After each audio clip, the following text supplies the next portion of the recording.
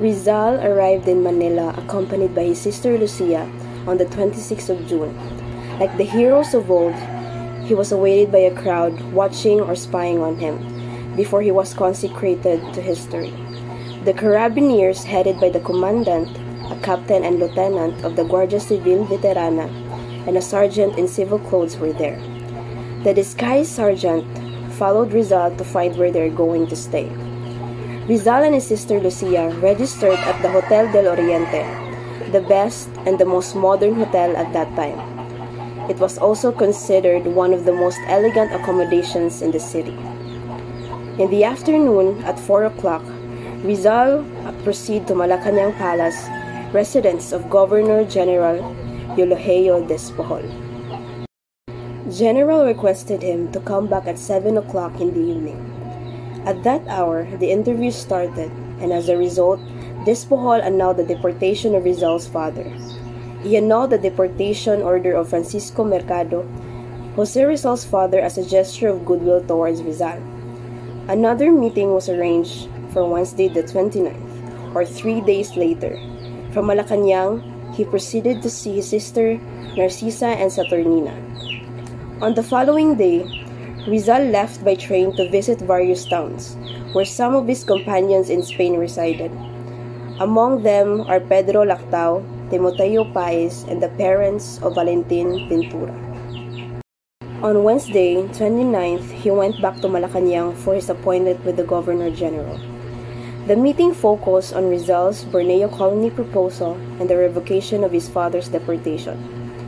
But Despojol gave no clear approval of the colonization project and remained cautious.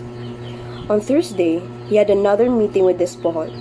This time, the matter of Borneo settlement was taken up. Despojol expressed opposition of the idea. Although Rizal clearly explained that the settlement would be peaceful and purely economic, Despojol ultimately did not approve the proposal. Because he distrusted Rizal's motives, feared the political consequences, and believed it would undermine Spanish authority and colonial control. On July 3, Sunday, Rizal visits Governor General Eulogio Despojol to thank him and inform him that his father and brothers would be arriving soon. Then, the governor asked Rizal if he plans to return to Hong Kong, where Rizal had been living in exile.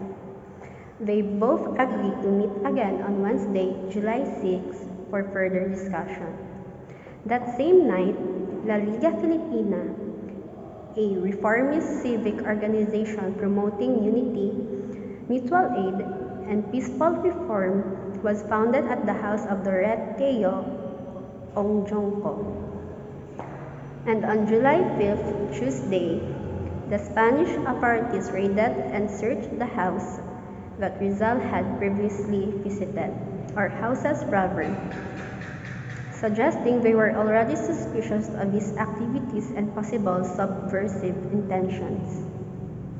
And on July 6, Wednesday, a dramatic and confrontational meeting between Rizal and Governor Despojol occurs. Despojol accuses Rizal of bringing anti-friar leaflets into the country. So Despojol accuses Rizal dala daw siyang mga anti-friar sa Philippines. Rizal denies this accusation, but Despojol claims to have found one in his luggage at the Hotel del Oriente. As a result, Despojol places Rizal under arrest and has him escorted by his nephew, Ramon Despojol, to Fort Santiago, a Spanish military prison. So, going back from July 6 to 14, he was in a state of incommunicado.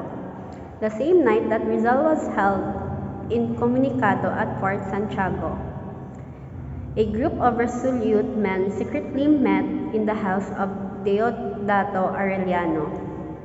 The group was composed of the people Arellano, Andres Bonifacio, Valentin Diaz, Chidoro Plata, Jose Dizon, and Ladislao Diwa. It has been said that it was at the meeting at the Katipunan was founded. So, mao to siyang also during at the same time sila pod ang group of revolutionaries that has met secretly at the home of Deodaro Arellano.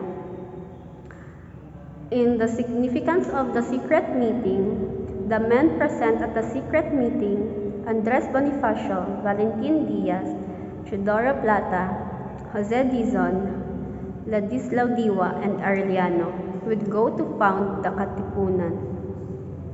The Katipunan, or Kataas-taasan Pagalang-galang Katipunan ng mga anak ng bayan, was a secret revolutionary society aimed at gaining Philippine independence from Spain throughout armed revolt. This meeting is often considered the birth of the Philippine Revolution. So ilhang meeting mao to siya ang pasabot nga gi-considered na tanan sa birth of the Philippine Revolution, which occurred when the Spanish arrest Rizal.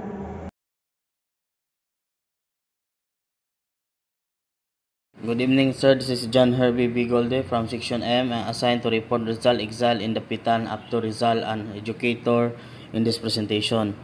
So before Rizal was exiled in the Pitan, it was because he helped from Filipino League, also called as La Lega Filipina in Manila. The league became a threat to the Spanish authority, so mao gi-excel si Rizal sa Dapitan. In July 15, 1982, Rizal was then brought in Dapitan with steamer SSS headed by Capitan Delegras. He was carrying a letter from Father Pablo Pastel, superior of Jesuit Society in the Philippines, para ihatag ni Father Antonio Obac, Jesuit missionary sa Dapitan.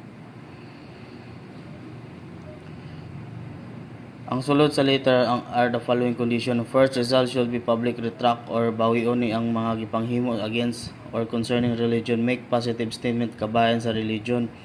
Ikaduha, mo perform siya og church rites like magpabunyag and confession of his sins. Ikatulo, he should be example as a man of religion nga pro-Spanish siya. Rizal wala ni sugot. So result of or consequences niya, gipapuyo siya dito sa ilahang commandant nga si Captain Carnicero. They were close friend with Kapitan, mag-best friend ni sila. And then he wrote a poem in the title of Don Ricardo Carnicero on his birthday, August 26, 1982. Muna ang balay ni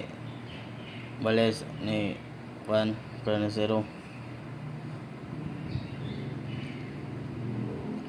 On September 21, 1892, nakadaog sila og loto with Capitan Carnicero, si Rizal ug si Francisco Equilor. They won the second prize amounting 20,000. Nag-share sila daog ang kang Rizal is 6,200, 2 sa iyang papa, 200 para sa kay Basa nga naa sa Hong Kong, and then the rest of sa iyang money iyang gipalit og yuta dito sa Talisay. According ni Marcelo A. Ritana, usa ka Spanish biography, Rizal former enemy na mao'y nag-bisyo ni Rizal ang lottery.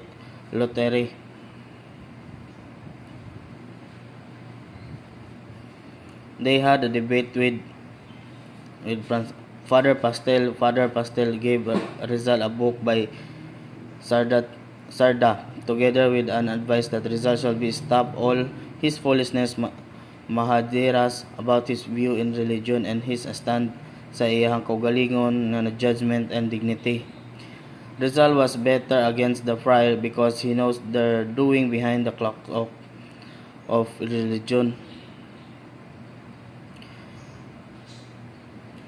Father Pastel was right to tell Rizal that human have its limitation and he needs the guidance of God.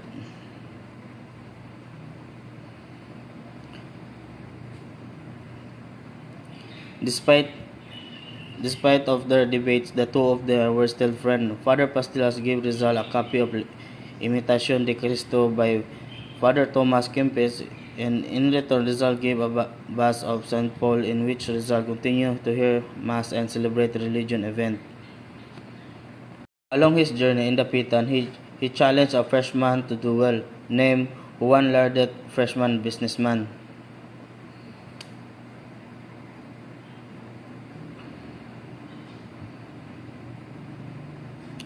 Father Pastor was sent to Dapitan to reconcile with Rizal together with Father Obak Cura of Dapitan, Father Jose Villaclara Cura of Dipolog, Father Francisco Pula de Sanchez. Father Sanchez was Rizal's favorite teacher in Ateneo de Manila, which Rizal gave to him a manuscript titled Estudios sobre la Lega Tagala, also known as the Study of the Tagalog Language.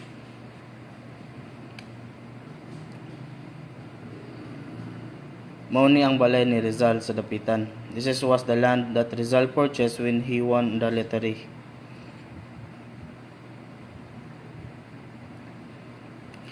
Kaniya si Florencio naman ay aka Pablo Mercado is this prize spy. He was sent to spy Rizal activity niadto sa ni Rizal og namarente so gi-hire siya ni Rizal as a mailman niya. Pero later, nabalaan ra gyapon nga Rizal nga spy siya ni Rizal. Then iyang gi-sent away. So gipalayo. Papawa. So mao ni si Rizal as a physician.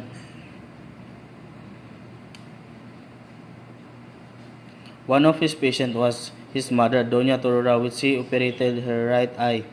And so the other patient, namely Don Ignacio Tamarong and Don Florencio Sagara, who were wealthy men. Rizal prescribed the medical plans to his patient.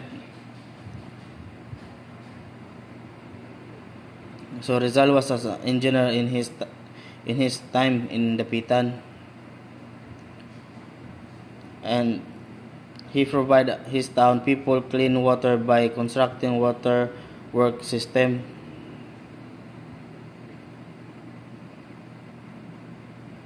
He was able to get rid of malaria that was infesting Dapitan.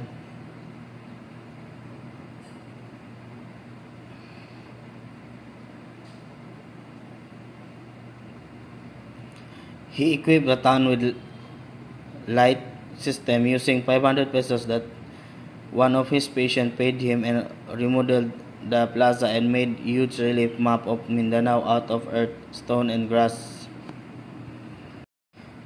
Lastly, Rizal as an educator. He built a school in Dapitan that started with 3 pupils, increasing from the time to time.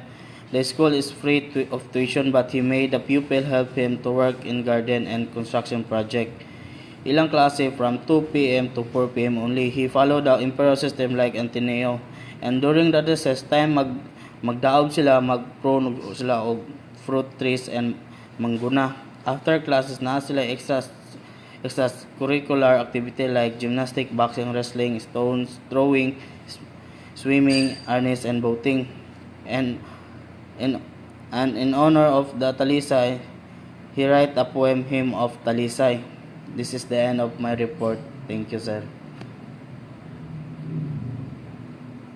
Next is Rizal as an inventor. So inventor po si Rizal. Grabe na kayo. Okay, so among Rizal's like mga inventions niya, isa ni is a cigarette lighter, which he sent as a gift to Blumentritt called Sulpukan. Okay, so next is a wooden machine for making bricks. Grabe, nakahimo po siya makina nga makahimo og mga bricks. Okay, so next is upon restoring her eyesight, Donna Chodora returned to Manila. Seeing how busy Rizal is, she regretted neglecting her muses. So, about anig mga bayi. Okay, so as a response, she requested Rizal to write a poetry. So Rizal wrote Mi Retiro or My Retreat, relating his serene life as an exile in Dapitan. Okay, so Rizal and Josephine Bracken. Okay, so the death of Leonor Rivera left a poignant void in Rizal's heart. In his loneliness, he met Josephine. So, nakamit siya girl, which is si Josephine, throughout sa young, like, in the stage of his heartbreak sa pagkamatay ni Leonor. So, Josephine is an Irish girl, born in Hong Kong. James Bracken and Elizabeth Jane McBride were her parents, who are both Irish in citizenship. So, next is Mr. George Toffer, a man who adopted Josephine after her mother died of childbirth. So yeah, Mudenian parents. Mr. Toffer became blind, so he sought for an ophthalmic specialist. Okay, so yeah. Next is Manuela Orlac, a Filipino kumpanya na accompanied Josephine Bracken sa Dapitan. So Rizal and Josephine Bracken decided to get married, but Father Obak refused to marry them without the permission of Bishop of Cebu. Hearing of the planned marriage and unable to endure the thought of losing Josephine, Mr. Toffer tried to commit suicide by cutting off his throat with a razor, but Rizal was able to prevent this. Okay, so to avoid a tragedy, Josephine accompanied Mr. Toffer back to Manila. Then, Mr. Toffer returned to Hong Kong alone, while Josephine stayed ni Rizal sa Manila. Having no priest to marry them, Rizal and Josephine married themselves before the eyes of God. So wala gid sila ni agi og like kanang mura og proper bitaw nga marriage, kay tungod like walay mo kasal sa ila ng mga pari that time. So they did the marriage themselves. Pero the two were happy naman, for they were expecting for a baby. However, Rizal played a prank on Josephine, making her give birth to an 8-month baby boy. The baby lived for only 3 hours. Sadly, he was named Francisco in honor of Rizal's father. Okay, so next is Rizal and the Katipunan. So, si Pio Valenzuela, emissary to Dapitan in order to inform Rizal of the plan of Katipunan during the meeting at a little river called Bitukang Manok. Okay, so next is Raimundo Mata. Mata apelido. A blind man. Blind siya, who came with Valenzuela to camouflage his mission. So Rizal objected Bonifacio's project because one, the people are not ready for a revolution. At that time, they are ready for revolution. Then isa po na is arms and funds, like ilang mga resources, like funds nila kulang-kulang. Then must be first collected before raising the cry of revolution.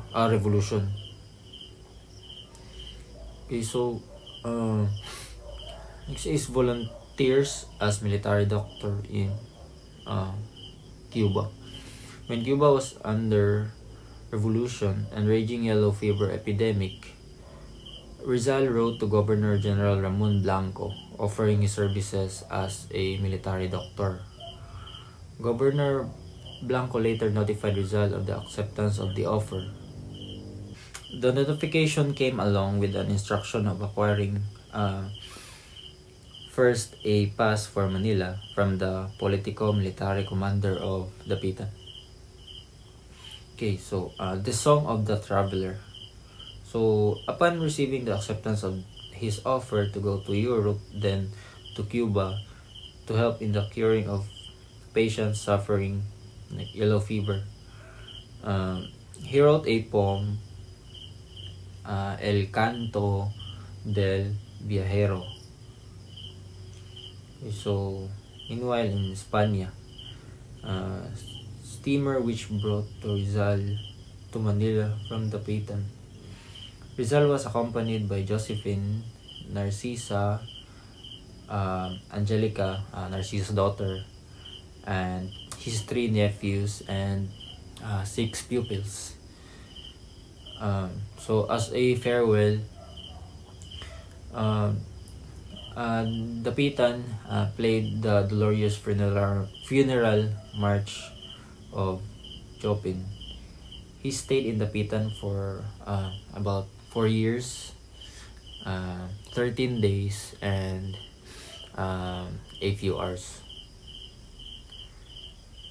So, dito ratama na ako ang part and muna dito siya yung last part sa among topic about Rizal's exile in Dapitan. So, thank you sir for listening. Okay, so good evening sir. So here is the continuation of our report. Our topic is Rizal's exile in Dapitan. Okay, so Rizal as a scientist. So Rizal's contribution to science. Rizal sent specimens he found to the Museum of Europe, especially the Dresden Museum. In turn, he received scientific books and surgical instruments. Okay, so he had built up a rich collection of conchology consisting of 346 shells and of 203 species. Also, naka-discover siya og like mga rare nga specimens like a small beetle called Apogonia rizali. Also, a rare frog called Rhacophorus rizali.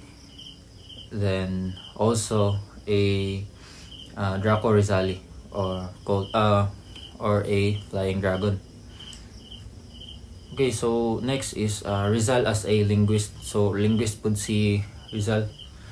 So continuing his study of languages, Rizal learned in Dapitan Bisayan, Subanon, and Malay languages. Nakabalusad siya og like 200 languages like Tagalog, Malay, Ilocano, Hebrew, Bisayan, Sanskrit, Subanon, Dutch, Spanish, Catalan, Latin, Italian, Greek, Chinese, English, Japanese, French, Portuguese, German, Swedish, Arabic, and Russian. Okay, so ubay-ubay po diyang na learn ng mga languages. So grabe din ni si Rizal, ka-talented. So artist po ni si Rizal So to pursue his artistic activities, he contributed paintings to the Sisters of Charity who were preparing the sanctuary of the Holy Virgin. Nihimo siya mga sketches sa mga tao or like mga butang na like na-attract siya dito sa the people. Also, he modeled a statuette called the Mother's Revenge to stress the moral of the incident where a puppy of his dog Syria was eaten by a crocodile. Usapod is ni-construct siya og statue of a girl called the Dapitan Girl, a wood carving of Josephine Bracken. Okay, so next is Rizal as a farmer. So farmer po dahil si Rizal. Okay, so Rizal acquired total land holdings of 70 hectares where 6,000 hemp plants, tas 1,000 na coconut trees, and numerous fruit trees like sugarcane, corn, coffee, and cacao. Okay, so also he planned to establish an agricultural colony in Sitio Ponot because it was ideal for raising cacao, coffee, coconuts, and cattle. However, this did not materialize due to lack of support from the government. Okay, so next, Rizal as a businessman. Okay, so he was also a businessman. So Rizal's business partner, Ramon Carrion, partner ni Rizal sa Dapitan. They made a profitable business ventures in fishing, copra, and hemp industries. Okay, so ang hemp industry, ang ano ni Rizal, ang like most profitable niya nga business. So once he shipped 150 bales of hemp to Manila, he purchased hemp in Dapitan at 7 pesos and 4 reals per pickle, and he sold it to Manila at 10 pesos and 4 reals. Reals. Okay, so Rizal also engaged in lime manufacturing. Their lime burner had a monthly capacity of more than 400 bags of lime. Also, he organized the Cooperative Association of Dapitan Farmers to break Chinese monopoly.